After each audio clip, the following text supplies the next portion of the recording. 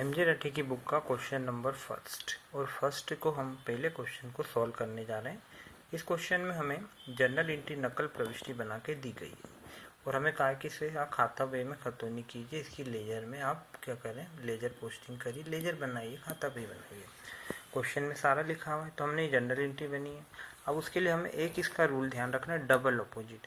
मतलब हमें कितने अकाउंट बनाने पड़ेंगे, एक परचेस, दूसरा कैश और तीसरा डिस्काउंट। ये परचेस, ये कैश और ये हमारा कौन सा अकाउंट है, डिस्काउंट अकाउंट। ओके।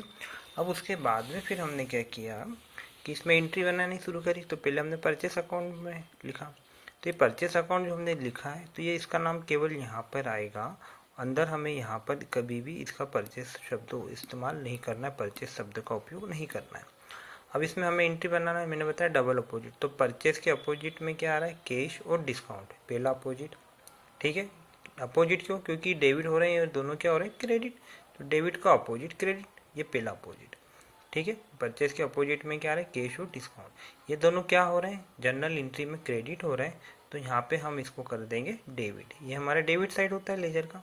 तो टू कैश और टू डिस्काउंट, तो डबल अपोजिट हो गए, पहला कैश और डिस्काउंट देखा, ये दोनों क्रेडिट हो रहे हैं, तो यहाँ पे इसका अपोजिट डेबिट कर दे, डबल अपोजिट हो गए, ये हमने लिख दिया।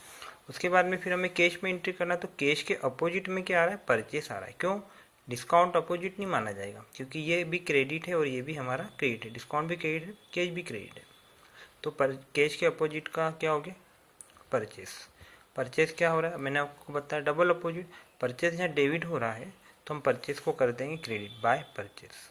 ठीक है। अब उसमें हमारे पास कैश अकाउंट है तो अमाउंट भी किसका आएगा, हमारे पास कैश का अमाउंट आएगा 4750, 4750। ठीक है। स्टूडेंट क्या गलती करते हैं कि यार ये भी क्या है, 5000 है, मतलब 5000 है तो हम भी क्या लिख देंगे, परचेस 5000 है तो 5000 लिख देंगे, गलत होता है।